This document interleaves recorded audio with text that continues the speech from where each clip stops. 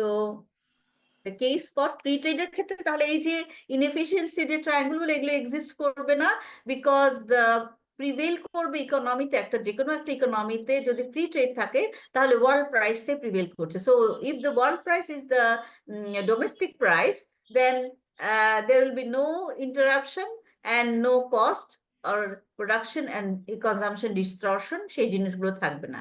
So many economists believe free trade produces মানে এই cost গুলো তো থাকবেই না, প্লাস অনেকে বলছে যে কতগুলো অ্যাডিশনাল গেইন আমরা পাবো যখন প্রোডাকশন এন্ড কনজাম্পশন ডিস্টরশন গুলি উঠে যাবে, তখন beyond the elimination and production and distortion additional কতগুলো গেইন ও ইকোনমি ফেস করবে।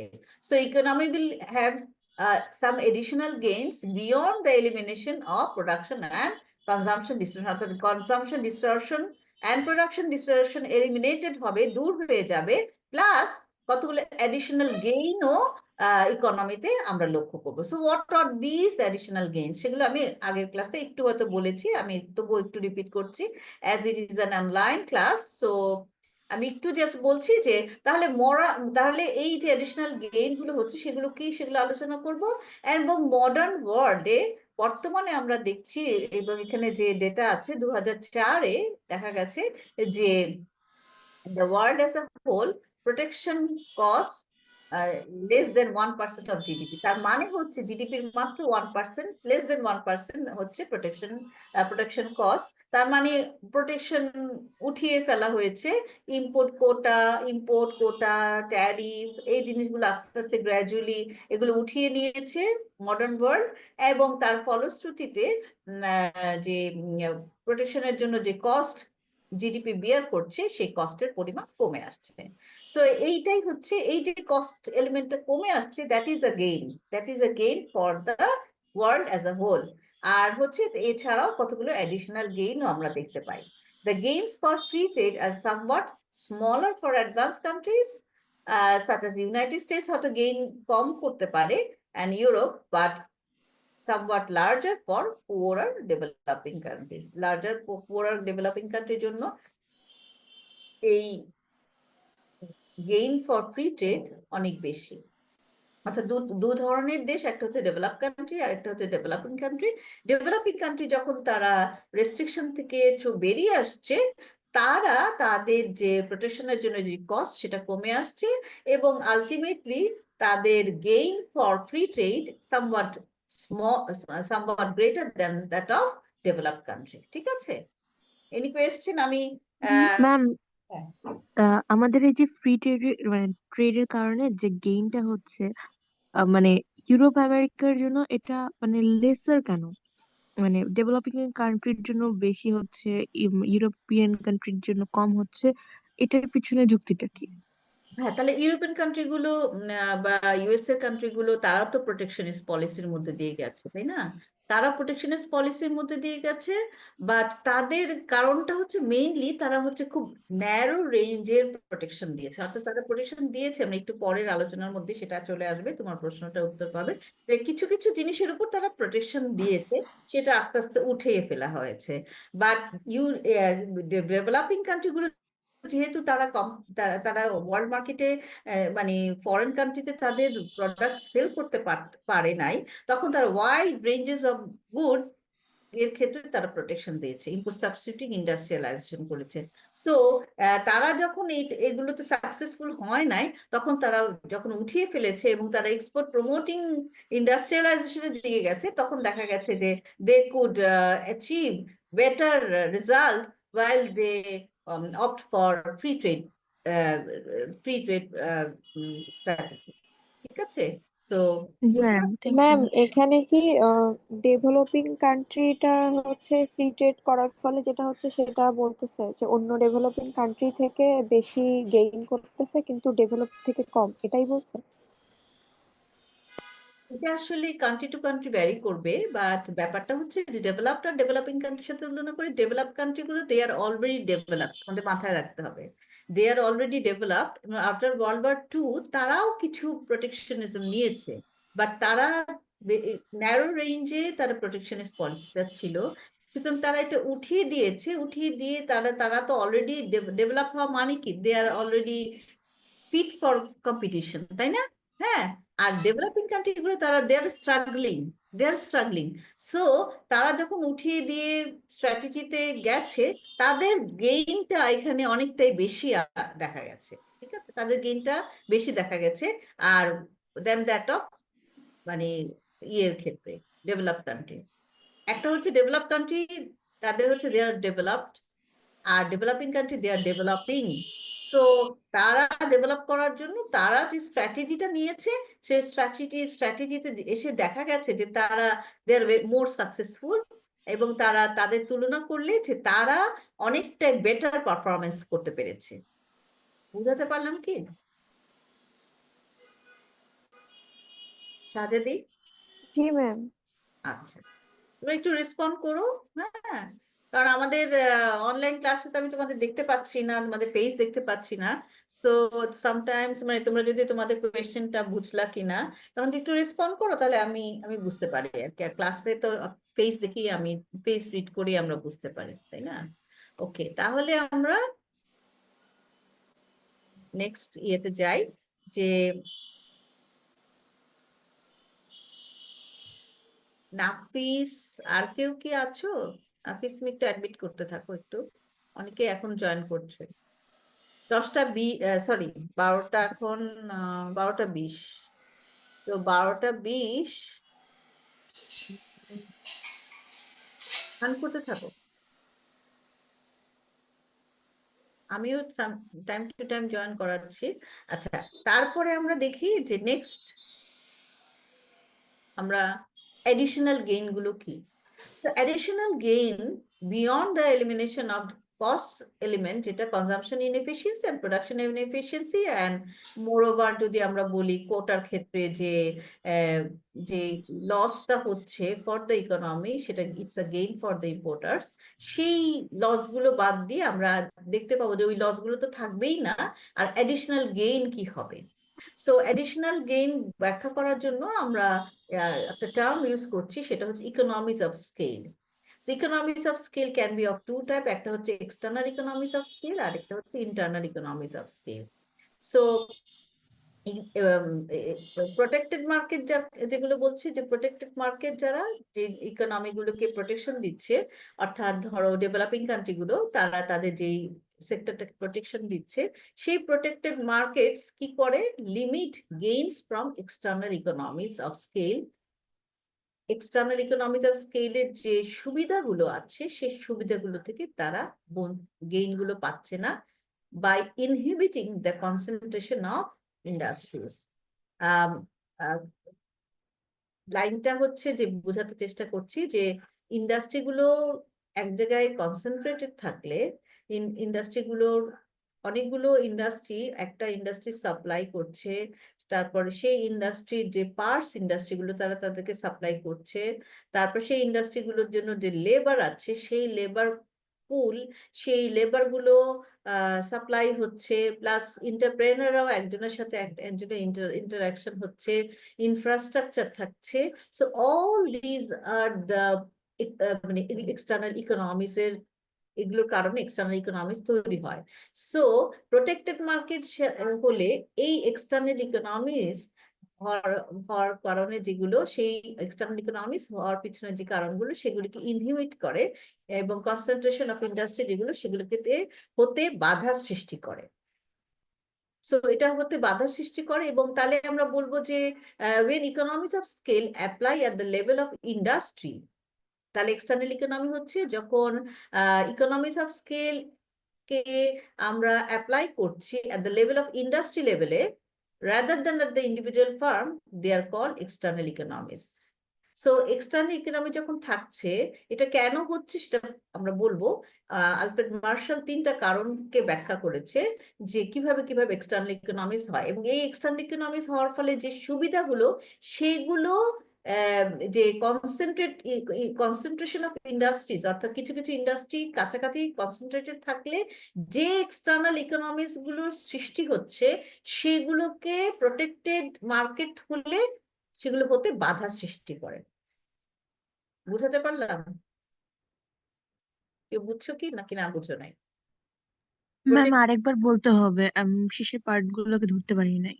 আচ্ছা, যেটা হচ্ছে যে এক্সটার্নাল ইকোনমিক্স বলতে আমরা কি বুঝি? এক্সটার্নাল ইকোনমিক্স হচ্ছে যে যেটা অ্যারাইজ করে মানে কতগুলো ইন্ডাস্ট্রির মধ্যে থেকে অ্যারাইজ করে, এবং ওই ইন্ডাস্ট্রিতে অনেকগুলো কনসেন্ট্রেশন অফ ইন্ডাস্ট্রিজ আছে। সো অনেকগুলো ইন্ডাস্ট্রি যখন একসাথে থাকে তখন সেগুলোকে বলা হচ্ছে যে কনসেন্ট্রেশন অফ ইন্ডাস্ট্রিজ।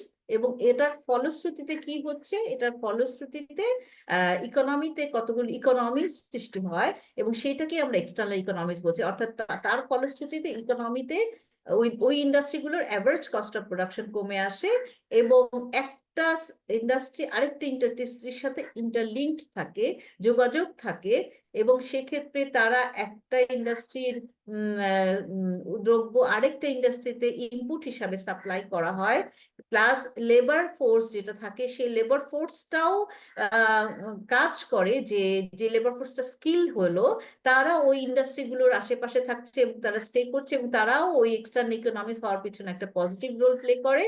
প্লাস যে নলেজটা ওই ইকোনমিতে ওই ইন্ডাস্ট্রিগুলোতে যে স্কিলটা নলেজটা ডেভেলপ করছে সেটাও স্পিল ওভার করে। সো এগুলো হচ্ছে সবকিছু এক্সটার্নাল ইকোনমি সৃষ্টির পিছনে কাজ করে, এবং ইট ইজ এই প্রোটেক্টেড মার্কেট হলে এই এক্সটার্নাল ইকোনমিক্স গুলো হওয়ার পিছনে বাধা সৃষ্টি করছে। এবং এটার উদাহরণ হিসেবে বলা হচ্ছে যে সিলিকন ভ্যালি যেটা ক্যালিফোর্নিয়াতে আছে, সেটাতে হচ্ছে semiconductor industry. It is a industry, not a farm.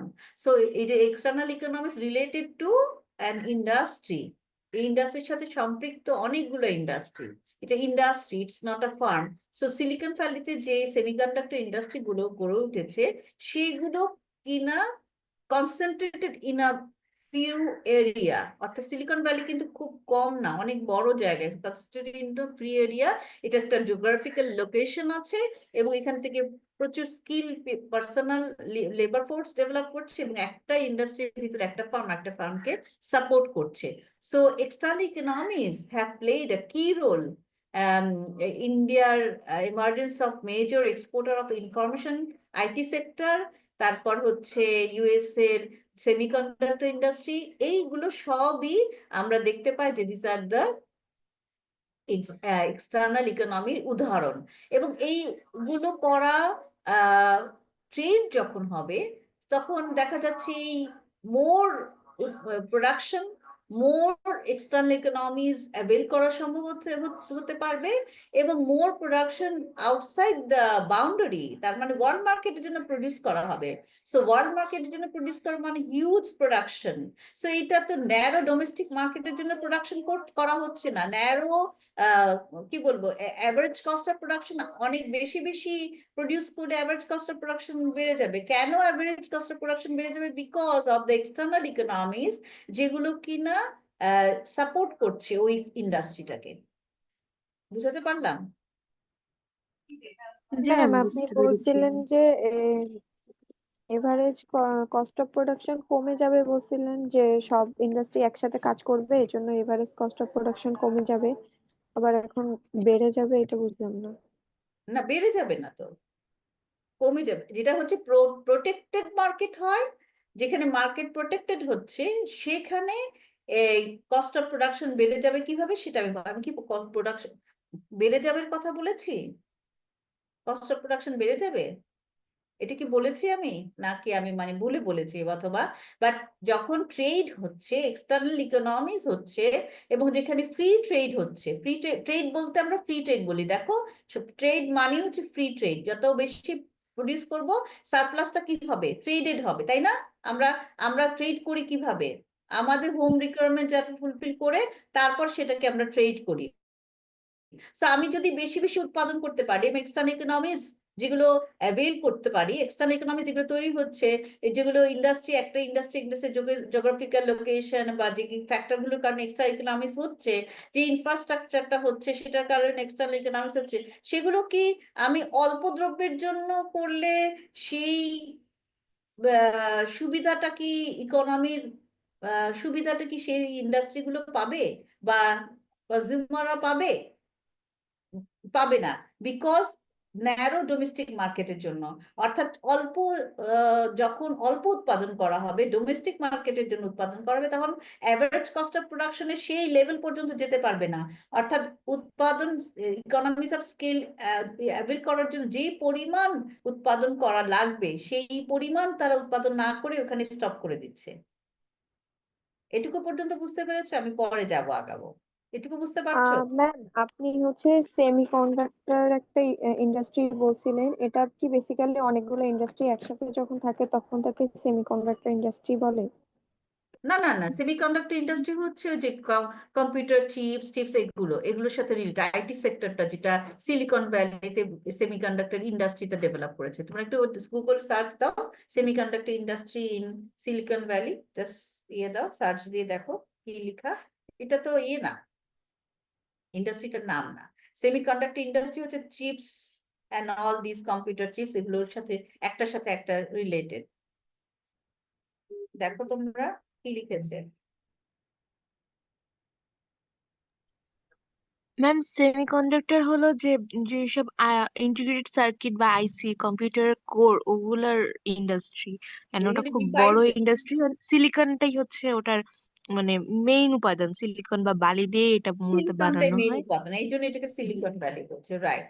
সিলিকনটাই main উপাদান সেমিকন্ডাক্টর ইন্ডাস্ট্রি, এবং সেগুলোর অনেকগুলো অনেক ধরনের ডিভাইস মানে এটার মধ্যে তৈরি করে থাকে, হ্যাঁ। ম্যাম, মূলত আমাদের মানে কি বলবো, যে সকল আইসিটি ডিভাইস বা হচ্ছে মানে যে যে যে যত রকমের টেকনোলজি আছে, টেকনোলজি বিশেষ করে যেগুলো হার্ডওয়্যার টাইপের, হুম বেশিরভাগই হুম, আইসি দিয়েই চলে। রাইট, এই হ্যাঁ, জন্য হার্ডওয়্যার টেকনোলজি, রাইট। সো এটার সাথে সাপ্লাই চেইন ডিজাইন একটার সাথে একটা রিলেটেড, তাই না? সো এগুলো এগুলো উৎপাদন করা হয় সিলিকন ভ্যালিতে। তো সিলিকন ভ্যালি হচ্ছে বে এরিয়া, ওই সান ফ্রান্সিসকোর ওখানে বে এরিয়াটাতে সিলিকন ভ্যালি, এটা ভ্যালি বা বে এরিয়াতে এটা এই ইন্ডাস্ট্রিটা আছে। সো এটা একটা উদাহরণ যে এই সুবিধাগুলো যখন এটা বেশি মোর ট্রেডেবল হয়, তখন অনেক বেশি উৎপাদন করা যায়। বেশি উৎপাদনের সুবিধাটা কি সেটা আগে বলো। অনেক বেশি বেশি উৎপাদন করার সুবিধাটা কি? ইকোনমিজ অফ স্কেল রিচ করা রাইট, যায়। ইকোনমিজ অফ স্কেল অ্যাভেল করা যায়। So economies of scale, average cost of production কমে আসবে, ইকোনমিজ অফ স্কেল অ্যাভেল করা যায়। আর যদি এটা নয়রো ডোমেস্টিক মার্কেট, প্রোটেক্টেড মার্কেটের জন্য তৈরি করা হয়, তাহলে কি হবে? তাহলে কম প্রোডাকশনের কারণে ইকোনমিজ অফ স্কেলটা রিচ করতে পারবো না। পারবো না, তাহলে ওই জিনিসের দাম, কস্ট অফ প্রোডাকশন বেশি হবে। So this is the external economies. এই যে additional gain, external economies of scale, external economies যেটা, সেই সুবিধাটা প্রোটেক্টেড মার্কেটে অ্যাভেল করা সম্ভব হবে। ঠিক আছে? আচ্ছা, এই জিনিসটা আমি যে চ্যাপ্টার 10-এ পড়াচ্ছি, এটা হচ্ছে চ্যাপ্টার 10, বাট এই জিনিসটা তোমরা চ্যাপ্টার 8 থেকে তোমরা একটু এটা এক্সপ্লেন করার জন্য চ্যাপ্টার 8-এ তোমাকে যেতে হবে এক্সটার্নাল ইকোনমিক্স বোঝার জন্য, রাইট? এক্সটার্নাল ইকোনমিক্স বোঝার জন্য চ্যাপ্টার 8-এ তোমরা যাবে। সুতরাং চ্যাপ্টার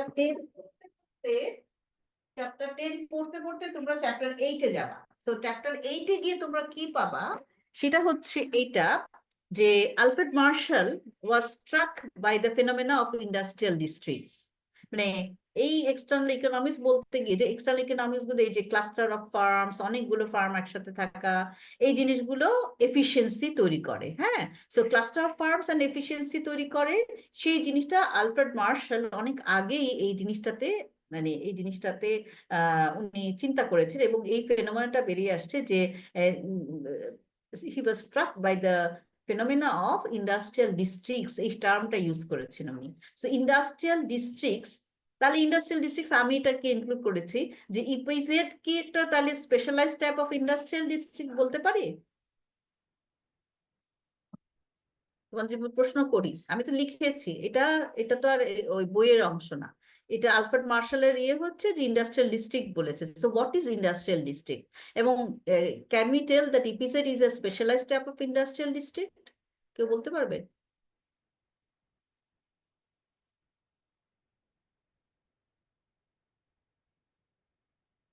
ম্যাম, আরেকবার বলা যাবে কোয়েশ্চেনটা? কোয়েশ্চেনটা হচ্ছে যে আলফ্রেড মার্শাল এই যে এক্সটার্নালিটিস এর কথা বলতে গিয়ে উনি যেই ফেনোমেনাটার দ্বারা উনি বেশি মানে ওনার চিন্তা ভাবনার মধ্যে এসছে সেটা হচ্ছে উনি এটাকে বলেছে industrial district. So what is an industrial district, তাই না? So what is an industrial district? এই ম্যাম আমাদের যদি উদাহরণ দেওয়া হয় তাহলে আমরা কি গাজীপুর বা হচ্ছে হ্যাঁ, আহ, পাবনার কথা বলতে পারি? কারণ একটা বলতে সময় পারি, চিটগং মানে একটা বলতে পারি, অনেকগুলোই তো আছে, তাই না? আমরা বলতে জি পারি। ম্যাম, কিন্তু চিটাগাং বলতে পারি। কিসের মানে ভিত্তিতে আমরা ইংরেজি বলতে পারি? কিসের ম্যাম ভিত্তিতে? এখানে হুম, এখানে মানে চট্টগ্রামে যদি বলা হয়, এখানে আপনার মানে যত কিছু উৎপাদন করা হয়, উৎপাদন করে খুব সহজে মানে ইম্পোর্ট বা এক্সপোর্টের মানে জায়গাটা বেশি বা এক্সপোজার আছে ওখানে একটা, যে তাদের একটা ন্যাচারাল সুবিধা হচ্ছে বন্দর আছে। বন্দর থাকার কারণে আপনার ধরেন হ্যাঁ, খুব সহজেই আমরা প্রোডাক্ট যা তৈরি করছি খুব কম খরচে আমরা পাঠিয়ে দিতে পারছি। কিংবা আমাদের নারায়ণগঞ্জ এলাকায় খুব মানে একটা পরিবেশ খুব ভালো আছে বা ইন্ডাস্ট্রি গড়ে গিয়েছে। সেখানে আমরা খুব কাছাকাছি দেখবো যে ফ্যাক্টরি গুলো আছে, বিশেষ করে তাঁত শিল্প। ওখানে খুব মানে কি বলবো যে এলাকারই একটা আহ কি বলে, এলাকার একটা স্পেশালাইজড হয়ে গিয়েছে, এলাকার সবাই ওই জিনিসটা পারে। সব পারে। মোটামুটি সব টেকনোলজিটার সাথে পরিবারেই একজন অ্যাডাপ্টেশনটা অনেক দীর্ঘ জি, সময় ধরে যে দীর্ঘ ইঞ্জিনিয়ারিং সময় ধরে হয়েছে। নলেজটা হ্যাঁ হয়েছে, ডেভেলপ করেছে। ওকে, ভেরি গুড তাসনিয়া, তাসমিয়া, ওকে। আচ্ছা, তাহলে এখন এই যে মার্শাল তাহলে তিনটা রিজনের কথা বলেছে why this cluster of firms are more efficient than individual firms in isolation, যেটা একটু আগে আমি তোমাদের বলেছি, একটু আগে তুমি তাসমিয়াও বলেছো। The ability of a cluster মানে একত্রিত হয়ে থাকা টু সাপোর্ট স্পেশালাইজ সাপ্লায়ার্স, এই যে তুমি যেটা বললে স্পেশালাইজ সাপ্লাই করছে বা বিভিন্ন ধরনের ইনপুট লাগছে সেইগুলো সাপ্লাই করা যাচ্ছে। Then geographically concentrated industry allows labour market pooling, অর্থাৎ যে লেবার ফোর্সটা দীর্ঘ সময় ধরে তাদের যে স্কিলটা ডেভেলপ করছে, সুতরাং তারা যে কোনো সময় তারা তাদের সার্ভিসটা দিতে পারে। অ্যাট দ্য সেম টাইম তাদের চাকরি হারানোর ভয় থাকে না, এটা বলা হয়ে থাকে যে তাদের চাকরি হারানোরও ভয় থাকে না। So this is another advantage, যে একটা জব চলে গেলে আরেকটা জব পাবে। এন্টারপ্রেনার তারা যদি মনে হয় যে তারা ইয়ে করতে পারছে না, আম, আহ, টিকে থাকতে পারছে না, তখন একটা থেকে আরেকটা তারা শিফট করে যেতে পারবে। So this are the benefits যেটা লেবার মার্কেট পুলিং আমরা বলছি। তারপরে geographically concentrated industry helps foster knowledge spillover, অর্থাৎ যে জ্ঞান বা টেকনোলজিটা ডেভেলপ করেছে সেটা অনেকটা দীর্ঘ সময় ধরে এটা তারা এটা ছড়িয়েও যেতে পারে এবং স্পিলওভার করতে পারে। সো এই এই জিনিসগুলো, এই কনসেপ্ট গুলো আমরা মার্শালের ধারণা থেকে পেয়েছি, এবং এই ধারণাগুলো অ্যাকচুয়ালি ট্রু, যে ফ্রি ট্রেডের মাধ্যমে এবং এক্সটার্নাল ইকোনমিজ যেগুলা এভেল করতে পারা যায়, because the actual production is meant for world market, not narrow domestic market. So external economies drive a lot of trade both within and between countries. Within and between countries, এখানে কিছু উদাহরণ দিয়েছে, সেই উদাহরণগুলো তোমরা ইউজ করতে পারো, বাংলাদেশের কনটেক্সটে ইউজ করতে ম্যাম, পারো। এই নলেজ স্পিল ওভারটা একটু বলবেন আবার? আচ্ছা, নলেজ স্পিল ওভার হচ্ছে যে যেই ধরো যেই জ্ঞান বা টেকনোলজিটা ওই এলাকায় যে স্কিলটা বা টেকনোলজিটা শিখেছে, সেই টেকনোলজিটা তো আরেকটা কোম্পানি তারাও শিখবে, আরেকটা ফার্ম তারাও শিখবে, এবং এইভাবে ছড়িয়ে পড়বে, এক জায়গা থেকে আরেক জায়গায় জিনিসগুলো ছড়িয়ে পড়বে। এটাই হচ্ছে knowledge spill over. Knowledge spill over হচ্ছে নলেজটা ছড়িয়ে পড়া, এবং এটা একটা আহ আহ, এটা হচ্ছে যে যত বেশি হায়ার লেভেলের উৎপাদন মানে যত প্রোডাকশন যত বাড়বে, তত বেশি আমাদের আহ, আমাদের টেকনোলজি আমাদের অ্যাডাপ্টেশন হবে, এবং সেগুলো শেখার ব্যাপারটা হবে। সো এবং এগুলো যত বেশি একটা ফার্ম শিখলো, অ্যাডাপ্ট করলো, তখন ইন্ডিভিজুয়াল অর্গানাইজেশন বা ফার্ম ইনোভেশন করলো, এই ইনোভেশনটা আবার আরেক জায়গায় ছড়িয়ে পড়লো। সো এটা দিজ আর অল রিলেটেড। এই যে নলেজ যেটা, সেটা ইকোনমিক গ্রোথকে প্রমোট করবে। সো নলেজ যেটা, unintended sharing of knowledge and ideas between individual, তোমাদের গুগলে যদি তোমরা যাও, নলেজ সিলভার এখানে লিখেছে, is the unintended sharing of knowledge and ideas between individuals organizations which can lead to innovation economic growth. So it is unintended sharing. So these are the things যেটা এই তিনটা কেস মার্শাল উল্লেখ করেছে, যেটা কিনা external economics হওয়ার পিছনে কাজ করে থাকে। এবং তাহলে ট্রেডের সাথে রিলেট করব যদি, যে ফ্রি ট্রেড যদি হয়, যেটা সারপ্লাস, সেই সারপ্লাসটা আমরা এক্সপোর্ট করছি। সো এটা as more we can produce, more surplus we can generate, we can have these external economies and economies of scale আমরা অ্যাচিভ করতে পারবো, এবং কস্ট অফ প্রোডাকশন কমে আসবে, price of the good will become more competitive in the world market. ঠিক আছে, ওকে, এটা তোমরা চ্যাপ্টার 8-এ তোমরা দেখবে। এটা ডিটেইলে আছে, এই তিনটা পয়েন্ট আমি একটু সংক্ষেপে দিয়েছি, এটা একটু ডিটেইলে তিনটা পয়েন্ট তোমরা দেখবে। সো প্রোটেক্টেড মার্কেটে কি হচ্ছে, যে too many firms to enter the protected industry. তাহলে প্রোটেক্টেড ইন্ডাস্ট্রিতে কি হচ্ছে, ব্যাপারটা ঠিক উল্টো হচ্ছে, ইনএফিসিয়েন্সি তৈরি হচ্ছে। সো ইনএফিসিয়েন্সিটা কেন হচ্ছে, যে যখন অ্যালাউ করা হচ্ছে যে এই ইম্পোর্ট সাবস্টিটিউটিং ইন্ডাস্ট্রিটা আমরা গড়ে তুলবো, সো এই ইম্পোর্ট সাবস্টিটিউটিং ইন্ডাস্ট্রি অর্থাৎ আমরা ইম্পোর্ট না করে আমরা একটা মেশিনারি ইউজ করে ইম্পোর্ট করে আমরা ইন্ডাস্ট্রিটা তৈরি করব। তখন অনেকগুলো ফার্ম সেইখানে ইন্ডাস্ট্রিটা গড়ে তুলে চেষ্টা করবে, অনেকগুলো ফার্ম সেই দ্রব্যগুলো উৎপাদন করতে চেষ্টা করবে, এবং প্রত্যেকটা ফার্মই তারা যে এফিশিয়েন্ট যে পয়েন্ট, প্রোডাকশনের যে এফিসিয়েন্সি যে পয়েন্টটা, কস্ট অফ প্রোডাকশন সবচেয়ে মিনিমাম হবে, সেই পয়েন্ট পর্যন্ত তারা উৎপাদন করতে পারবে না, because too many firms enter into the narrow domestic markets। কারণ অনেকগুলোকে লাইসেন্স দেওয়া হলো, অনেকগুলোকে অ্যালাউ করা হলো যে তোমরা উৎপাদন করো, কিন্তু তারা উৎপাদন করতে গিয়ে তো ওয়ার্ল্ড মার্কেটের জন্য উৎপাদন করছে না, তারা আর producing for domestic market which is narrow. So এই ন্যারো ডোমেস্টিক মার্কেটে যখন তারা প্রবেশ করে এবং প্রডিউস করে, which results in inefficiency in the scale of production, and এই জন্য দেখা যায় যে তাদের যে এই ইনএফিসিয়েন্সি গুলো প্রোটেক্টেড মার্কেট বা ইম্পোর্ট সাবস্টিটিউটিং ইন্ডাস্ট্রিতে গুলি দেখা যায়, এবং ইন্টারনাল ইকোনমিজ অফ স্কেল যেটা অ্যাচিভ করা যায় উইদিন দ্য ফার্ম।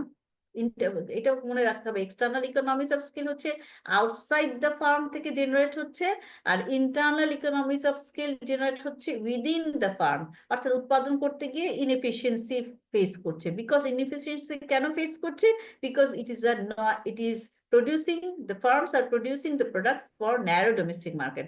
তারা ওই পর্যন্ত তারা দ্রব্য উৎপাদন করতে পারে না, বিকজ সবাই কিছু কিছু দ্রব্য উৎপাদন করছে। সো এই কারণে দেখা যাচ্ছে যে প্রোটেক্টেড ফার্ম তারা তাদের internal economics of scale achieve করতে পারে না। And another argument for free trade is that by providing entrepreneurs with an incentive to seek new ways, এটা হচ্ছে একটা ইম্পর্টেন্ট, যে এটুকু পর্যন্ত আমরা ইনএফিসিয়েন্সির কথা বলতে পারি, external economics internal economics achieve করতে পারছে কি পারছে না সেটা আমরা দেখছি। আরেকটা হচ্ছে যে ফ্রি ট্রেড হলে, because they will have to compete with the world market, তারা কি করছে, এর মধ্যে থেকে কিছু কিছু এন্টারপ্রেনারশিপ ডেভেলপ করছে, এবং ইনোভেশন ডেভেলপ করছে, লার্নিং প্রসেস ডেভেলপ করছে, ইনোভেশন ডেভেলপ করছে, সেটা কিনা ডোমেস্টিক মার্কেটের জন্য যারা এখন লিমিটেড হচ্ছে তাদের মধ্যে এই জিনিসটা ডেভেলপ করার সম্ভাবনা কম থাকে। So the argument for free trade is that by providing entrepreneurs with an incentive to seek new ways to export or compete with imports, free trade offers more opportunities for learning and innovation than are provided by a system of managed trade. System of managed trade মানে হচ্ছে যেখানে restriction যেখানে trade হচ্ছে, তারা যতটুকু না learning and innovation করতে পারবে, এন্টারপ্রেনারশিপ ডেভেলপ করতে পারবে, ফ্রি ট্রেড হলে সেটা আরো বেশি হবে। ঠিক আছে, বুঝতে পারছো সবাই? ওকে জি ম্যাম। ওকে, আর এইটা খুবই মানে এই চ্যাপ্টারটা ভেরি ইম্পর্টেন্ট, কারণ এই চ্যাপ্টারের ইস্যুগুলো, এডিশনাল গেইন গুলো আমরা হয়তো কস্ট বেনিফিট অ্যানালাইসিসের মধ্যে আসে না, but it is very important to note down that these are the other benefits, additional gain যেটা কিনা ফ্রি ট্রেডের ক্ষেত্রে হয়, সেটা কিন্তু পরবর্তীতে রিয়ালাইজ করা যায়। আচ্ছা, এছাড়া আরেকটা পয়েন্ট যেটা আগে আমরা আলোচনা করছি, রেন্ট সিকিং, এটা তোমরা নিজেরা বলতে পারবে। when imports are restricted by quota, ট্যারিফের পরিবর্তে তখন একটা প্রসেস হয়, সেটাকে বলে rent seeking. In some cases individual and companies incur substantial cost, কোনো কোনো ক্ষেত্রে ইন্ডিভিজুয়াল অ্যান্ড কোম্পানি অনেক কস্ট বিয়ার করে, in effect wasting some of the economy's productive resources. So economy অনেক productive resources waste হচ্ছে to in an effort to get import license, অর্থাৎ import license পাওয়ার জন্য তাদের ইকোনমির যে প্রোডাক্টিভ রিসোর্স আছে সেটা ওয়েস্ট হয়ে যাচ্ছে। So this is also a negative point, যেটা কিনা ম্যানেজ ট্রেডের ক্ষেত্রে হয়, ফ্রি ট্রেডের ক্ষেত্রে হয় না। So it is a loss for the economy, this is a loss এবং for the wastage of resources for the economy.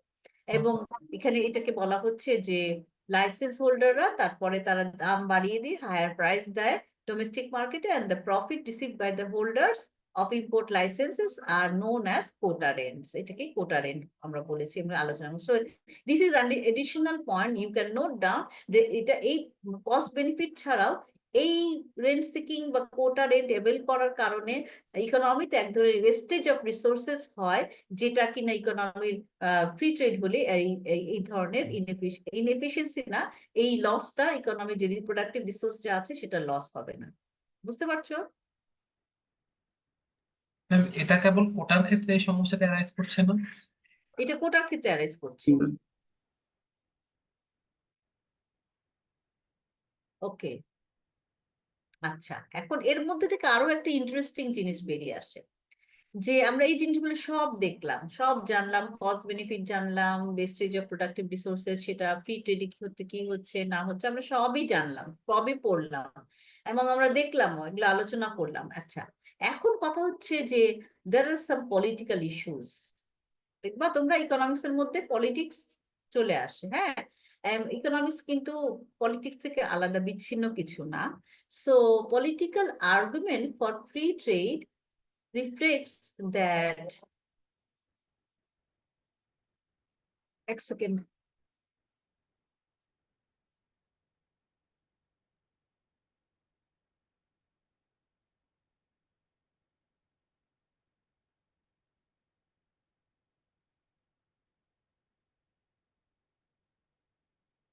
এখানে আজানটা অনেকক্ষণ ধরে চলবে, যাই হোক আমরা কন্টিনিউ করি। Political argument for free trade, এখানে হচ্ছে পলিটিক্যাল আর্গুমেন্ট, হ্যাঁ, reflects the fact that a political commitment to free trade may be a good idea in practice, even though there may be better policies in principle. So একটা political একটা commitment থাকে যে হ্যাঁ আমরা free ট্রেডের দিকে যাব, it is a good idea in practice, যদিও কিনা there may be better policies in principle. অর্থাৎ দেখা যাচ্ছে যে কত প্র্যাকটিক্যালি, যেটা তুমি এর আগে তোমাদের মধ্যে একজন বলেছো যে প্র্যাকটিক্যালি বা আমরা যখন করতে যাব তখন হয়তো আমরা দেখবো যে কোন পলিসিটা বেটার, ফ্রি ট্রেড পলিসি নাকি কিছু ধরনের রেস্ট্রিকশন দরকার, নাকি শর্ট রানে কিছু রেস্ট্রিকশন দরকার, সেটা পরে উঠিয়ে দিব। ফ্রি ট্রেড পলিসি পলিটিক্যালি এটা আমরা বলতে পারি যে এটা খুব ভালো একটা আইডিয়া, বাট বেটার পলিসি কোনটা সেটা কিন্তু প্র্যাকটিসে বোঝা যাবে। So economist often argue that trade policies in practice are dominated by, সেক্ষেত্রেও আরেকটা জিনিস পলিটিক্যাল যে ব্যাপারটা বলছি, trade policies in practice are dominated by special interest politics rather than by consideration of national cost benefits। এই যে bold করে লিখেছি, সেই জিনিসটা কি বোঝাচ্ছে, তার মানে হচ্ছে যে ইকোনমিক্স যদিও তারা আর্গিউ করে যে হ্যাঁ এই পলিসিটা বেটার, এই পলিসিটা ভালো না, বা এটা ভালো হবে না, ট্রেড পলিসি ইন প্র্যাকটিস তারা অনেক কিছুই বলে, but these policies are sometimes dominated by special interest politics. So this is very important term, special interest politics rather than by consideration of national cost benefits. তাহলে special interest politics এর কথা বলা হচ্ছে.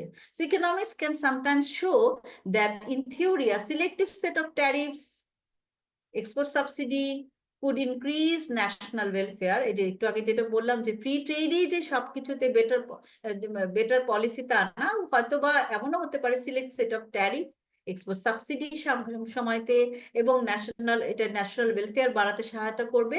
But in reality অনেক সময় government agency কি করে, they attempt to pursue a sophisticated programme of intervention in trade would probably be captured by interest groups and convert into a device for redistributing income to politically influential sectors.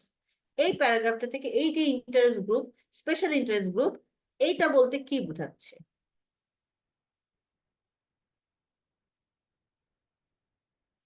Political গ্রুপকে মানে যেসব কোম্পানিগুলো মানে কি help করে সরকার গঠন করতে, তখন আর কি সরকাররা আর কি তখন ওই মানে ওই ইন্ডাস্ট্রি গুলাকে সামটাইমস প্রোটেক্ট করে আর কি। সামহাউ প্রোটেক্ট করে, আইদার হয়তো ট্যারিফ উঠিয়ে দেয় কিংবা এক্সপোর্ট সাবসিডি দেয় অথবা কোটা দেয়, এই সুবিধাগুলো তারা পাচ্ছে। তার মানে কি পলিসি যেটা নিচ্ছে গভর্নমেন্ট, মনে হচ্ছে যেন আমরা ফ্রি ট্রেড পলিসি দিচ্ছি বা যদি বলে হয় যে আমরা এক্সপোর্ট সাবসিডি দিচ্ছি, ব্যাকগ্রাউন্ডে দেখা যাচ্ছে যে স্পেশাল ইন্টারেস্ট গ্রুপ তাদেরকে তাদের স্বার্থটা, ইন্টারেস্টটাই অনেক ক্ষেত্রে ট্রেড পলিসির মাধ্যমে চরিতার্থ করা হয়। ঠিক আছে, ভেরি গুড জাহিদ। ওকে, তারপরে আমরা এইটুকু আমরা মোটামুটি অনেকটাই ট্রেড সম্পর্কে, পলিসি সম্পর্কে আমরা অনেক কিছুই জেনেছি। এখন আমরা রিয়েলিটিতে আমরা আসি। রিয়েলিটিতে কি ঘটনা ঘটেছে এবং কিভাবে একটা দেশ বা রাষ্ট্র বা পৃথিবীর বিভিন্ন দেশ কিভাবে তারা অ্যাকচুয়ালি এই যে ট্রেড লিবারালাইজেশনের দিকে গেছে। আমরা জানি যে ইম্পোর্ট সাবস্টিটিউশন, ইন্ডাস্ট্রিয়ালাইজেশন, ইনএফিশিয়েন্সি এগুলো আছে, তারপরে এক্সপোর্ট প্রমোটিং এর দিকে গেছে, আমরা এই জিনিসগুলো শিখেছি। অ্যান্ড রিয়েলিটিতে এই ডেভেলপিং কান্ট্রি বা অ্যাডভান্স কান্ট্রিগুলো কিভাবে তাদের এই পাথ পার হয়েছে, এই স্টেজগুলো পার হয়েছে, কি কি স্ট্র্যাটেজি কোন সময় কি নিয়েছে, সেই জিনিসটা আমরা এখন আলোচনা করব। সো আমি তোমাদের আগে বলেছি ডেভেলপিং কান্ট্রিরাও প্রোটেকশন নিয়েছে, অ্যাডভান্স কান্ট্রিগুলো বা ডেভেলপ কান্ট্রিগুলো তারাও প্রোটেকশনিস্ট পলিসি নিয়েছে। এটা এমন না যে শুধুমাত্র ডেভেলপিং কান্ট্রি নিজেদেরকে সেফটির জন্য তাদের প্রোটেকশনিস্ট পলিসি নিয়েছে, এটা অ্যাডভান্স কান্ট্রিগুলো নিয়েছে। So let's start with the uh, with the thing that who gets protected, কারা ডেভেলপ কান্ট্রিতে কারা প্রোটেকশন পেয়েছে আর ডেভেলপিং কান্ট্রিতে কারা প্রোটেকশন পেয়েছে। ঠিক আছে, so this is another thing, যেটা চ্যাপ্টার 10 এরই একটা অংশ। Many developing countries traditionally have protected a wide range of manufacturing. খেয়াল করো, ম্যানুফ্যাকচারিং ইন্ডাস্ট্রিগুলোতে তারা প্রোটেকশন নিয়েছে। সো এগুলোকে বলা হচ্ছে ইম্পোর্ট সাবস্টিটিউটিং ইন্ডাস্ট্রিয়ালাইজেশন। তার মানে এই ডেভেলপিং কান্ট্রিগুলো কি করতে চেষ্টা করেছে, যুক্তিটা কি বলতে পারবে যে কেন তারা ইম্পোর্ট সাবস্টিটিউটিং ইন্ডাস্ট্রিয়ালাইজেশন করতে চেয়েছে? মনে আছে? কেউ বলতে পারবে? ম্যাম, আমাদের ইনপুট সাবসিডি ইন্ডাস্ট্রিয়ালাইজেশন করা হয়েছে এর জন্য যে তাহলে আমরা নিজে মানে যে কোনো ধরনের মানে কাঁচামাল আমরা নিজেরাই সরবরাহ করতে পারবো। এই ইন্ডাস্ট্রিটা যদি দাঁড়িয়ে যায় তাহলে আমাদের বাইরে থেকে ইম্পোর্ট করতে হবে না, আমাদের টোটাল কস্টটা কমে আসবে, মানে কেন আমরা কস্ট অফ প্রোডাকশনটা বাইরে থেকে আনতে পারবো না কেন? what is our problem? আমরা নিজেরা কেন? ম্যাম তাহলে ম্যাম আমাদের কস্টটা বেড়ে যাবে। যদি আমাদের এমন হয় যে আমরা নিজেরা প্রডিউস করতে পারছি এবং আমাদের প্রডিউস করলে আমাদের কস্ট কমে আসতেছে, বাইরে থেকে যদি আনি তাহলে আমাদের ওখানে আবার ইম্পোর্টেড ট্যাক্স দিতে হতে পারে। আবার হচ্ছে মানে ওখানে যদি ওই প্রোডাক্টের উপর যদি এক্সপোর্ট ট্যাক্স থাকে তাহলেও প্রোডাক্টের দাম কিছুটা বেড়ে যাবে। তো টোটাল সব মিলায় আবার আর দেশ থেকে আনা কোন সময় আসবে না আসবে এটা অনিশ্চয়তা একটা থেকে যেতে পারে।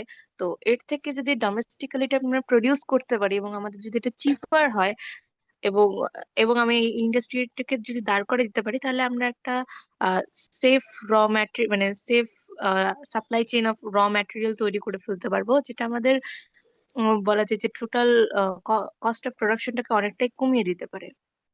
আচ্ছা, এটা হচ্ছে যে উইথ দ্য এক্সপেকটেশন তুমি যেটা বলছো, অ্যান্ড দ্য মেইন মানে ব্যাপারটা হয়েছে এটা যে কি ফাইনাল গুডের জন্য?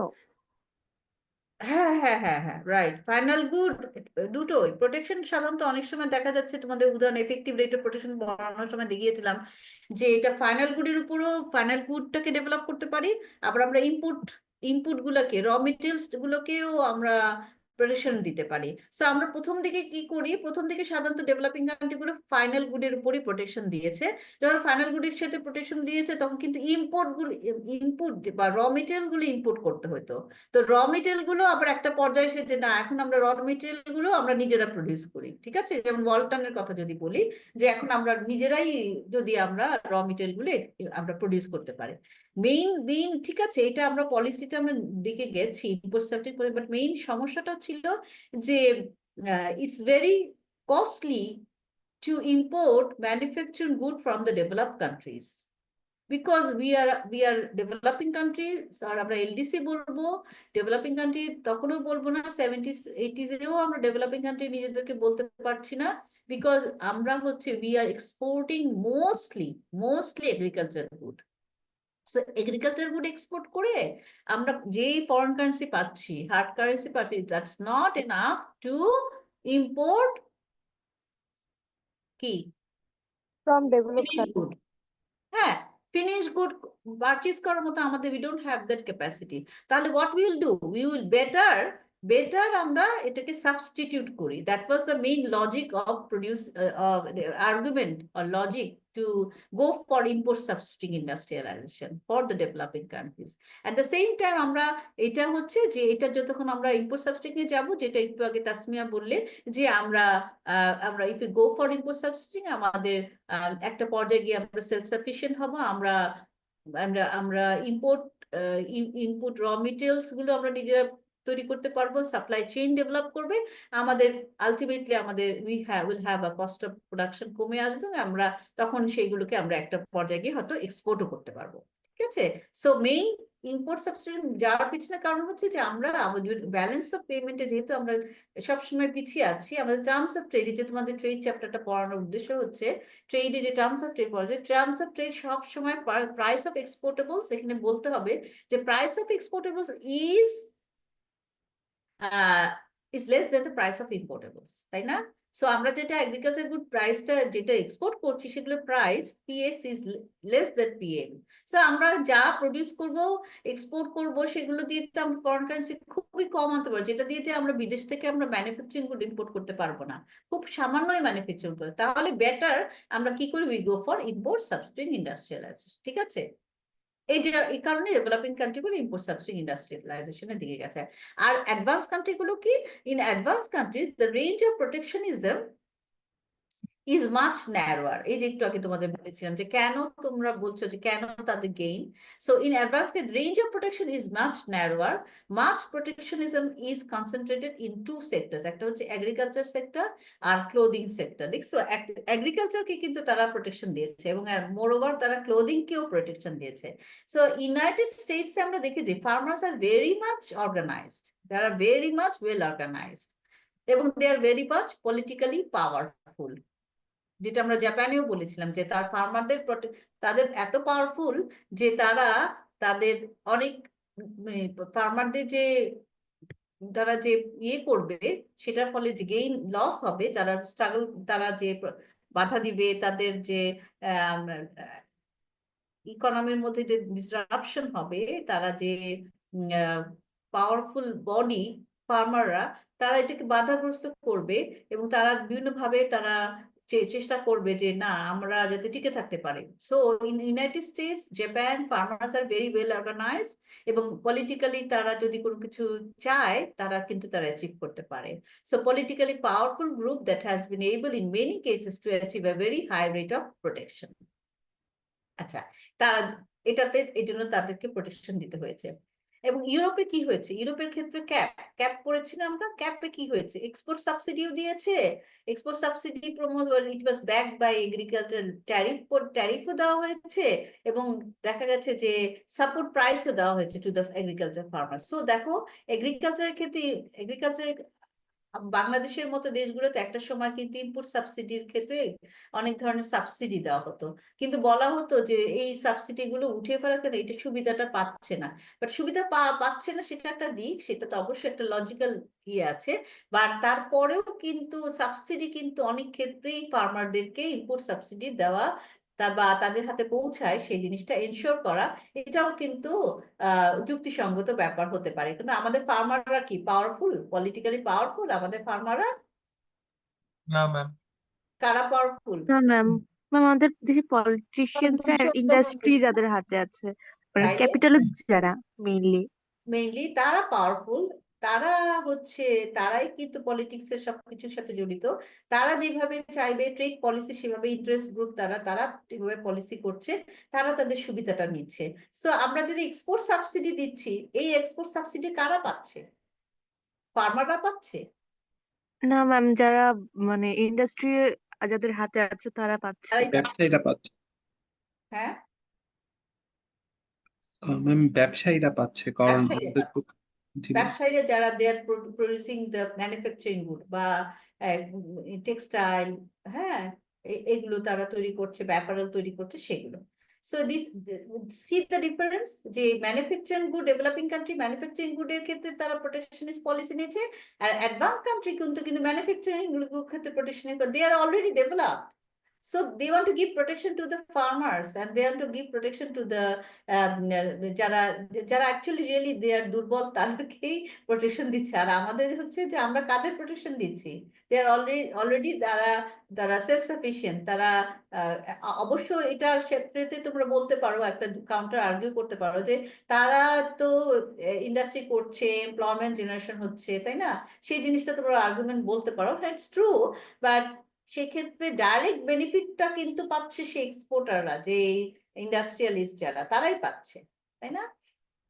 আচ্ছা, তাহলে in Japan the government has traditionally banned import of rice, যেটা আমরা প্রথমে পড়েছিলাম, driving up internal prices of the country's staple food to more than 5 times as high as the world price. World price এর তুলনায় 4-5 গুণ বেশি পেয়েছে। So এটা প্রোটেকশনিস্ট বা সাপোর্ট প্রাইসটা ফার্মাররা তারা নিজেরা তাদের আন্দোলন করে হোক, যে করে হোক, তার ফার্মারদের গভর্নমেন্টের সাথে দেন দরবার করে তারা সেটা আদায় করে নিতে পেরেছে। Similarly, the United States is generally a food exporter. Generally, a food exporter into the United States. While farmers have received considerable subsidies from the federal government, যখন ফেডারেল গভর্নমেন্ট থেকে যখন অনেক সাবসিডি পেয়ে যায়, পাচ্ছিল বা পেয়ে গেছে, the governments, তখন গভর্নমেন্ট কি করলো? they reluctant to pay money out directly, has limited the size of subsidies.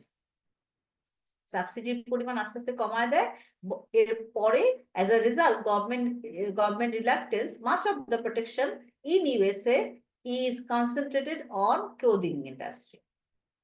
So ফার্মারদেরকে প্রোটেকশন দিয়েছে, তাদেরকে সাবসিডি দেওয়া হয়েছে এক্সপোর্ট করার ক্ষেত্রে, বাট পরবর্তীতে যেহেতু ডাইরেক্ট পেমেন্ট মানিটারি ফর্মেটে দেওয়া হচ্ছে, সুতরাং আস্তে আস্তে এটা উঠিয়ে দিয়ে ক্লোদিং ইন্ডাস্ট্রির ক্ষেত্রে গভর্নমেন্ট প্রোটেকশন দিয়েছে।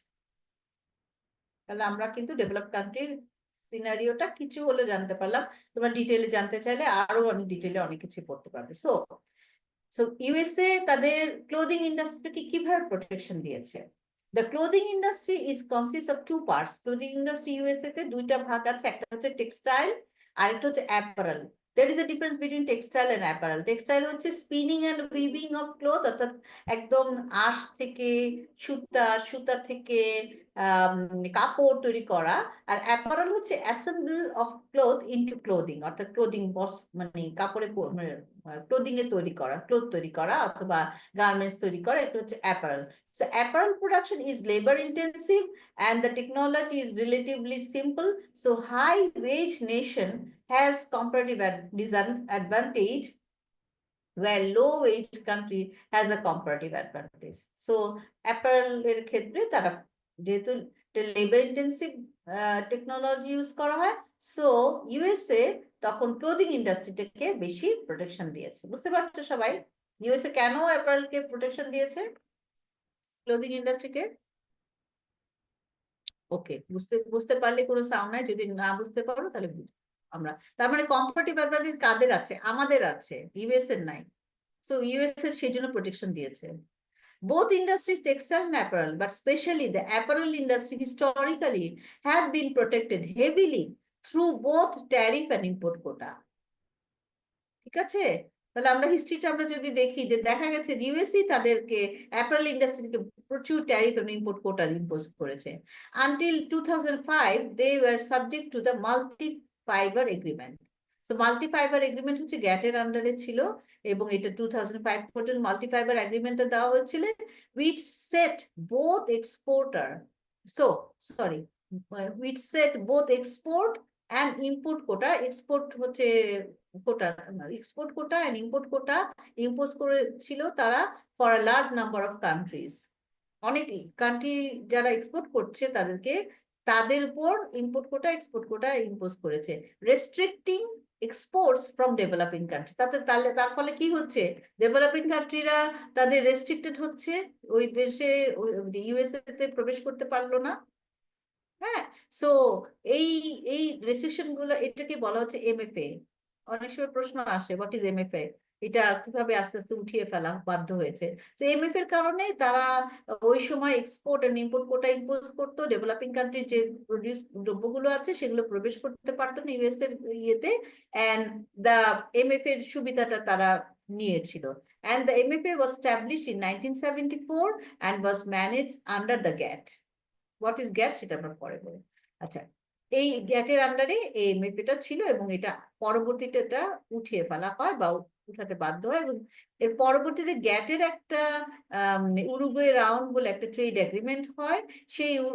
সেইটাতে 1994 যে সাইন হয়, সেই সাইনটার মাধ্যমে যে phase out of the MFA, কারণ এটা এমএফএ এর মাধ্যমে ডেভেলপিং কান্ট্রিগুলো তাদের দ্রব্যগুলো ইউএসএ বা ডেভেলপ কান্ট্রিগুলোতে প্রবেশ করতে পারছে না, এমএফএ উঠে যাচ্ছে। The cost of clothing in protection and hence the overall cost of US protection fall sharply. So যখন এমএফএ উঠে গেল, কস্ট অফ ক্লোদিং প্রোটেকশন মানে ক্লোদিং রাখার জন্য তারা যে খরচটা বিয়ার করতে হচ্ছে, because weaving protection is a costly, so এই কস্ট প্রোটেকশনটা উঠিয়ে নেওয়া হলো, এবং overall cost of US protection fall sharply. এটা একটা ইম্পর্টেন্ট এরিয়া ছিল, এবং ইউএস প্রোটেকশন এই পলিসিটা উঠে, এই পলিসি যখন ফেজ আউট হয়ে যায়, তার ফলশ্রুতিতে ইউএস এর প্রোটেকশনিস্ট পলিসি শার্পলি ফল করে।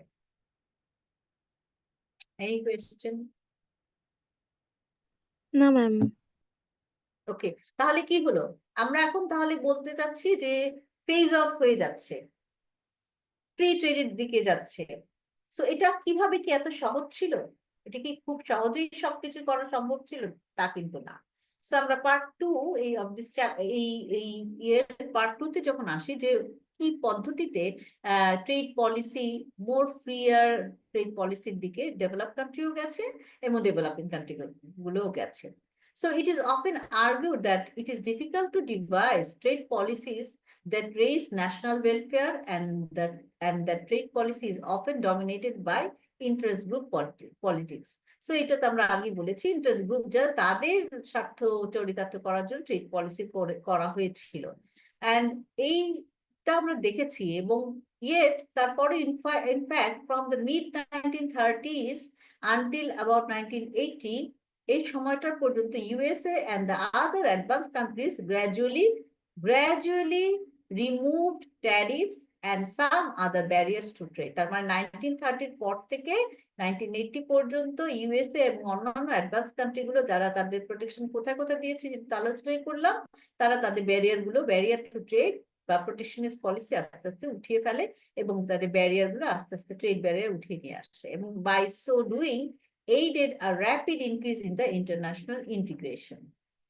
এটা করার ফলে কি হয়েছে? ডেভেলপ কান্ট্রি গুলো যখন তারা ব্যারিয়ার গুলো উঠিয়ে নিয়ে ফেলেছে, তখন ইন্টারন্যাশনাল ইন্টিগ্রেশন আস্তে আস্তে বেড়েছে সবার মধ্যে, এবং the average US tariff rate on dutiful imports rose sharply in the early 1930s and then steadily declined. তারপর 1930 পরে এটা আস্তে আস্তে খুব দ্রুত কমতে থাকে। 1930টা একটা কেন ইম্পর্টেন্ট বলতে পারবে? Ma'am great depression. Great depression.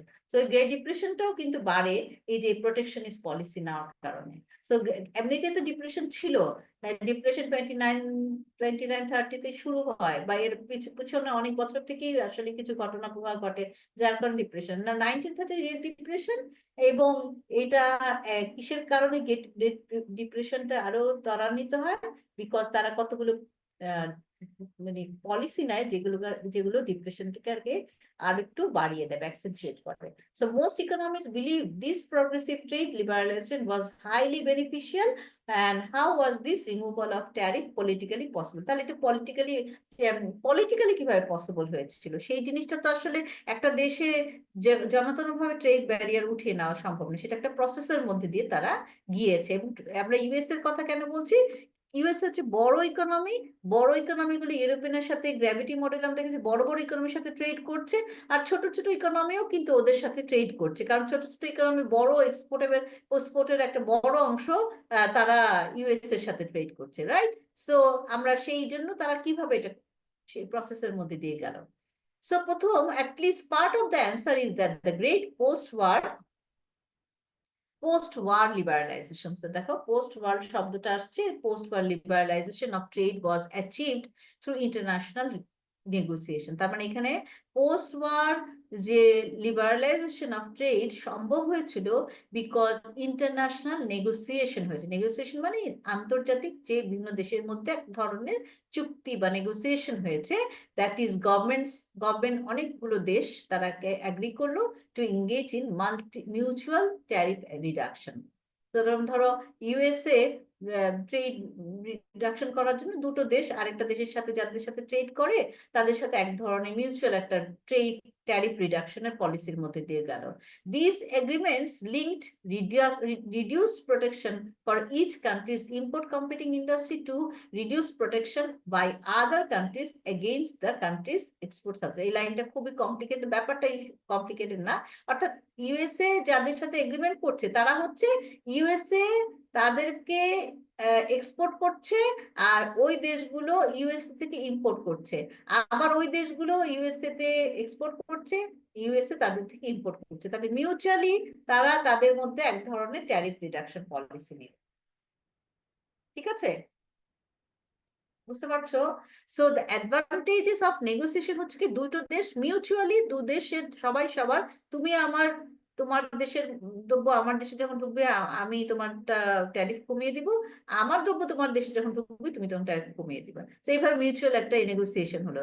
The advantages of সুবিধাটা কি negotiation, there are at least 2 reasons why it is easier to lower tariff as part of mutual agreement than to do so as a unilateral policy. এককভাবে যদি আমি কমিয়ে দিই, unilateral ডিসিশনের মাধ্যমে তো কোনো লাভ হবে না। উভয় মিউচুয়ালি দুটো দেশের মধ্যে যখন ট্রেড হয় তারা যদি একত্রিতভাবে নেগোসিয়েশন করে তখন সেটা লাভবান হবে। সো এটার পলিসি ইউনিল্যাটারাল পলিসি নিলে কোনো লাভ নাই, মিউচুয়াল পলিসি দরকার। First, a mutual agreement helps mobilize support for freer trade. Number 2, negotiated agreements on trade can help governments avoid getting caught in destructive trade war. অর্থাৎ এই trade war হতে পারে যে তুমি যদি আমাকে ট্যারিফ বসাও আমি তোমার উপর ট্যারিফ বসাবো, so it will end up with trade war. হ্যাঁ, ট্রেড ওয়ারের দিকে চলে যাবে। সো এই জিনিসগুলো হবে না। সো নেগোসিয়েশনের সুবিধাটা হচ্ছে যে উভয়ের জন্য লাভবান, উভয় লাভবান হবে, রাইট? উভয় ট্রেড হবে, ট্রেড বেশি হলে গেইন হবে, এবং গেইন বেশি হওয়া মানে গ্রোথ বেশি হওয়া। So these are the advantages of mutual tariff reduction or mutual trade agreement. আচ্ছা, এখন মিউচুয়াল ট্রেড এগ্রিমেন্ট তো একটা বলা হচ্ছে, বাট মিউচুয়াল ট্রেড এগ্রিমেন্ট হচ্ছে দুটো দেশের মধ্যে, তাতে কি সব দেশ ইনভলভ হবে? না। তাহলে এই ব্যাপারটা যে আমরা ওয়ার্ল্ড ট্রেড অর্গানাইজেশনের মাধ্যমে কিভাবে প্রমোট করা যায় সেই জিনিসটা একটা প্রসেসের মধ্যে দিয়ে গেছে। তো এই প্রসেসটা কি, সেই প্রসেসটা আমরা দেখবো যে হ্যাঁ ইন্টারন্যাশনাল এই যে ইউএসএ যে তারা ট্যারিফ বসিয়েছিল পরে সেটা আস্তে আস্তে উঠিয়ে ফেলেছে, এবং তা মিউচুয়াল ট্যারিফ থেকে বায়োল্যাটারাল যে নেগোসিয়েশন হয়েছে তার ফলশ্রুতিতে যা লাভবান হয়েছে, পরবর্তীতে মাল্টিল্যাটারাল নেগোসিয়েশনের দিকে প্রত্যেকটা দেশ যাতে ইনভলভ হতে পারে, মাল্টিল্যাটারাল নেগোসিয়েশনের দিকে তারা যেতে পারে, সেই ধরনের পলিসি নেওয়াই বেটার বা কাঙ্ক্ষিত বলে মনে করা হয়। সো একটুখানি আমি বলে ক্লাসটা শেষ করব, সেটা হচ্ছে ইন্টারন্যাশনাল ট্রেড এগ্রিমেন্ট, একটা ব্রিফ হিস্ট্রি যদি আমরা পড়ি তোমরা বইয়ে পাবে, এগুলোই আছে বইয়ে। So internationally coordinated tariff reduction as a trade policy dates back to the 1930. 1930 এই জন্য ইম্পর্টেন্ট। 1930 তে কি হয়েছিল? The USA passed a remarkably irresponsible tariff law. 1930 তে ইউএস নিজের দেশের মধ্যে ইররেসপন্সিবল একটা ট্যারিফ ল নিল, অ্যান্ড এটাকে নাম হচ্ছে the Smoot Hawley act. Under this act, এই অ্যাক্টের মধ্যে ট্যারিফ রেটস রোজ স্টিপলি, অনেক বেড়িয়ে দিয়েছিল। And US trade fell sharply, trade অনেক কমে আসে। And some economists মনে করে যে Smoot-Hailey act helped deepen the Great Depression. অনেকে মনে করে যে স্মুট-হ্যালি অ্যাক্ট প্রোটেকশনিস্ট পলিসিতে গেছে, এটার ফলশ্রুতিতে গ্রেট ডিপ্রেশন আরো ডিপেন হয়, আরো গভীর হয়। সেই জন্য when a few years the US administration proposed that tariff needed to be reduced, এর পরবর্তীতে 1930 পরে যখন ডিপ্রেশনটা রিকভারিটা একটা ভিন্ন উপায় হয়েছে, তার সাথে সাথে ট্যারিফটা উঠিয়ে দিয়েছে। তোমরা কেউ বলতে পারবে ইউএস ডিপ্রেশনটা কিভাবে রিকভার করা হয়েছিল, বা শর্ট কিছু বলতে পারবে শর্টে? ম্যাম অ্যাগ্রিগেট ডিমান্ড ওরা বাড়িয়ে হচ্ছে, মানে ওই যে কেইনস যেটা আর কি প্রস্তাব করেছিল ম্যাম, অ্যাগ্রিগেট বাড়িয়ে হচ্ছে ওদের কিভাবে এটা অ্যাগ্রিগেট ডিমান্ড কিভাবে বাড়া যেতে ম্যাম। পারে? এটা ম্যাম ওই যে ম্যাম যুদ্ধের পর, মানে ওই যে যুদ্ধর সময় হচ্ছে ওরা একটা ইয়ে করতো যে যেরকম হচ্ছে, মানে একটা যুদ্ধের সাইড এফেক্ট হিসেবে এটা হয়েছিল।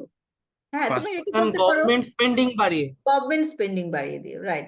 গভর্নমেন্ট স্পেন্ডিং মানে হচ্ছে C+I+G, export import government spending. Government spending যত বেশি করবে, এটার মাল্টিপ্লায়ার এফেক্ট তত বেশি হবে। মাল্টিপ্লায়ার এফেক্ট বেশি হলে, এটা হচ্ছে fiscal tool, application of fiscal tool রুজভেল্টের সময়, এবং এটা হচ্ছে জন মেইনার্ড কেইনস এর সাজেশন অনুযায়ী গভর্নমেন্ট স্পেন্ডিং বাড়িয়ে দেওয়ার কথা প্রপোজ করা হচ্ছে, এবং ultimately they could make it. এবং তারা তো at the same time tariff রিডাকশনও কমিয়ে ফেলেছিল। এই যে এখানে আমরা যেটা বললাম যে অ্যাট দ্য সেম টাইম ট্যারিফও কমিয়ে আনা হয়, এবং আলটিমেটলি ইউএস মানে সুগার, এখানে একটা উদাহরণ দেওয়া হয়েছে যে সুগারের ক্ষেত্রে রেস্ট্রিকশন ইম্পোজ করা হয়েছিল, পরে সুগারের উপর ট্যারিফ লোয়ার করে দেওয়া হয়েছিল, এবং উভয়ের দেশ যাদের সাথে ট্রেড করছে উভয় দেশই লাভবান হয়। ইন ফরেন কান্ট্রি এই ধরনের বায়োল্যাটারাল নেগোসিয়েশনের মাধ্যমে আলটিমেটলি তারা তাদের লাভবান হয়, ইউএসএ এবং অন্যান্য দেশের সাথে ট্রেড করে লাভবান হয়। সো ওয়ার্ল্ড ওয়ার 2 এর মধ্যে বিভিন্ন ধরনের বায়োল্যাটারাল নেগোসিয়েশন, একটা দেশের সাথে নেগোসিয়েশনের মাধ্যমে তারা ট্রেড প্রমোট করেছে। এখন যেটা কথা হচ্ছে একটু বলে নেই, যেটা যে bilateral negotiation however do not take full advantage of international trade. So তাহলে কি করা যেতে পারে? দুইটা দেশের মধ্যে ট্রেড হচ্ছে, দুইটা দেশ শুধুমাত্র লাভবান হচ্ছে, তাতে তো ওভারঅল ফুল অ্যাডভান্টেজ, ইন্টারন্যাশনাল ট্রেডের অ্যাডভান্টেজ সবাই পাচ্ছে না। For one thing, benefits from bilateral negotiation may spill over to parties that had not made any concession. অর্থাৎ দেখা যাচ্ছে এটার সুবিধাটা হয়তো স্পিল ওভার করে অন্য একটা থার্ড পার্টি পাবে, যারা দেখা যাবে যে ট্রেডের সাথে ইনভলভ হবে না। সো বায়োল্যাটারাল ট্রেডটা খুব একটা সাকসেসফুল হয় নাই। তার ফলশ্রুতিতে মাল্টিল্যাটারাল নেগোসিয়েশনের দিকে গেছে, এবং multilateral negotiation began soon after world war 2। তাহলে ওয়ার্ল্ড ওয়ার 2 এর পরবর্তীতে যে স্পেস গুলো গেছে সেটাই হচ্ছে মোর ইম্পর্টেন্ট, অর্থাৎ মাল্টিল্যাটারাল নেগোসিয়েশন করার দিকে গেছে পুরো ওয়ার্ল্ডে। এবং originally the diplomats from the victorious allies imagined such negotiation would take place under the auspices of a proposed body called ITO. তারা একটা আইটিও বলে ইন্টারন্যাশনাল ট্রেড অর্গানাইজেশন তারা করতে চায়, এবং সেটা হচ্ছে যে এই অর্গানাইজেশনটা হচ্ছে একটা it will be a multilateral organization, and এটা parallel to IMF and world bank. IMF world ব্যাংকের মতনই হবে, বাট এটা দেখা গেছে বিভিন্ন সময় এইটাতে ইউএসএ বিভিন্ন ভাবে বাধাগ্রস্ত করেছে, এবং এটা খুব একটা সাকসেসফুল হয় না, এটা ফর্মও করে না। But in the mean time 1947-এ unwilling to wait until the ITO was in place, a group of 23 countries began trade negotiations under a provisional set of rules that became known as General Agreements on Tariffs and Trade or GATT. অর্থাৎ GATT form করলো। So ITO হলো না, GATT হলো। GATT is an agreement, it is not an organization. এবং এটা হচ্ছে যে officially এটাকে একটা কন্ট্রাক্টিং পার্টিস, তারা যারা মেম্বার হচ্ছে, মেম্বার ঠিক না দেশগুলো, তারা হচ্ছে contracting parties, they are not members, এবং they maintain permanent secretariat in Geneva, which everyone refer to as the GATT, এবং এই গ্যাটটা ফর্ম করলো। এইটুকু পর্যন্ত আমরা আজকে শেষ করি। তারপরে গ্যাট থেকে কিভাবে WTO ফর্ম করলো, WTO মানে কি উদ্দেশ্য, কি নিয়ে WTO করা হলো, সেই জিনিসটা, এবং তার ফলশ্রুতিতে পৃথিবীর বিভিন্ন ডেভেলপিং কান্ট্রি কিভাবে লাভবান হলো, বাংলাদেশ কিভাবে WTO মেম্বার হয়ে লাভবান হলো, সেই জিনিসগুলো আমরা ইনশাল্লাহ নেক্সট ক্লাসে আলোচনা করবো। ঠিক আছে, ম্যাম ম্যাম বলো। ইন কোর্সের সিলেবাসটা একটু বলা যাবে? ইন কোর্সের সিলেবাসটা চ্যাপ্টার 10 পর্যন্ত থাকবে, নাকি কম চাও? চ্যাপ্টার 8 চ্যাপ্টার 10টা না থাকুক, হ্যাঁ, ম্যাম একটু 10টা কমায় বাদ দিলে দিই। ভালো হয়। আচ্ছা হ্যাঁ, তোমরা একটু তাহলে কমাইলে যেটা ভালো হয়। হচ্ছে এই অংশটা আজকেরটুকু পর্যন্ত থাকুক, ইন্টারনেট ট্রেড নেগোসিয়েশন। ম্যাম এই চ্যাপ্টারটা একেবারে পরে মানে এর আগে তো ওইদিকে 3টা মডেল আসছে আবার। 3টা মডেল হচ্ছে Heckscher Ohlin, standard trade model and trade policy. আচ্ছা এই 3টা থাকলো, ইন কোর্সে এই 3টা থাকলো। এটা কিন্তু তোমাদের নিজেদের পড়ে নিতে হবে। এটা যদি এখন ইনক্লুড না করো, ফাইনাল পরীক্ষার জন্য একদম নতুন থাকবে, এটা নতুন থাকবে। So better you attend the class. দেখো তোমরা ক্লাসে খুবই কম, বা বিএলের জন্য আসছো। সো এটা হচ্ছে যে তোমরা না আসলে তোমাদেরই লুজার। তোমাদের স্লাইড তো দিলে হবে না, স্লাইড ইজ নট এনাফ, এখানে তো অনেক কিছু এক্সপ্লেনেশন আসে। So slide is not enough, সুতরাং মানে ক্লাসে আসাটা জরুরি। আমি জন্য তোমাদের স্টুডেন্ট অনেক কম। এনিহাউ তোমাদের তাহলে সিলেবাস তাহলে হচ্ছে যে সিলেবাস হচ্ছে Heckscher Ohlin model, standard trade model, chapter 9 trade policy, instruments of trade policy. ঠিক আছে, তাহলে 10টা তাহলে বাদ যাচ্ছে। Chapter additional gain in trade policy এটা থাকছে না। ম্যাম চ্যাপ্টার 10 বাদ দিচ্ছি, এক্সপোর্ট সাবসিডি এগুলো থাকবে।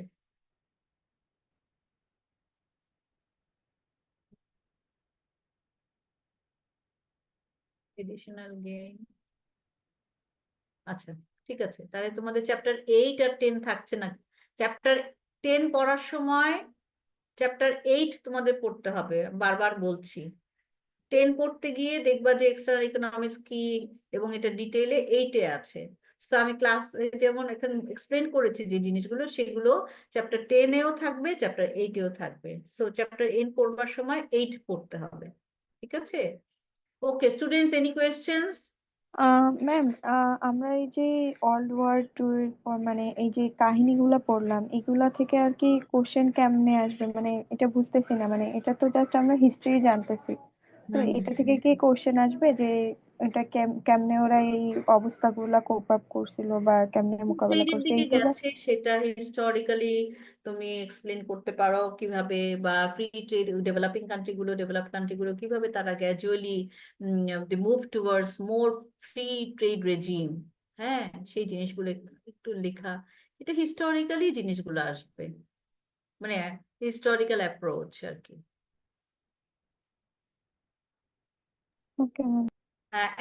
কোয়েশ্চেনটা ঠিক হিস্টোরিক্যাল অ্যাপ্রোচ শুধু আসবে না, লজিক্যালি কেন গেছে, Y there are some cost benefit analysis এর মাধ্যমে আমরা বলবো যে free trade is better, and why there are some additional gain, what are these gain, এবং সেটার ফলশ্রুতিতেই যদি এম্পেরিক্যালি আমরা 20th সেঞ্চুরির সিনারিওটা দেখি, আফটার ডিপ্রেশন কিভাবে ইকোনমি পুরো developing country gradually they move towards more free trade regime.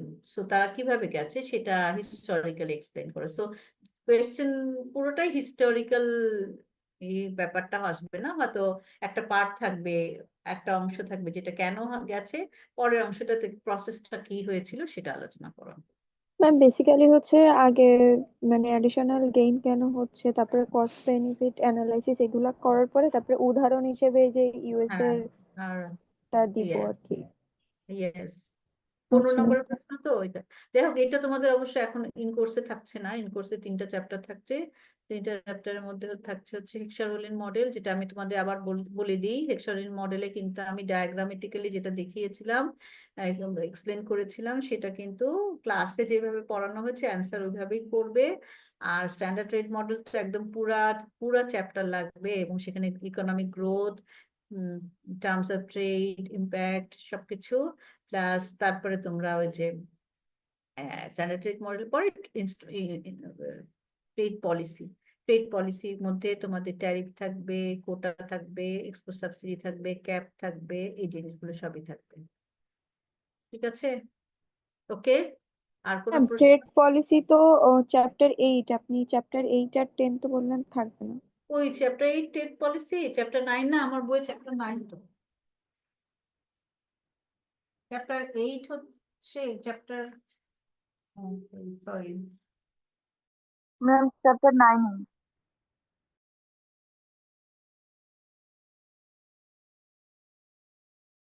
O chapter, sorry আমার লেকচার স্লাইডের সাথে আমি মিলায় ফেলছি। আমাকে বলো তোমাদের চ্যাপ্টার 8 কি?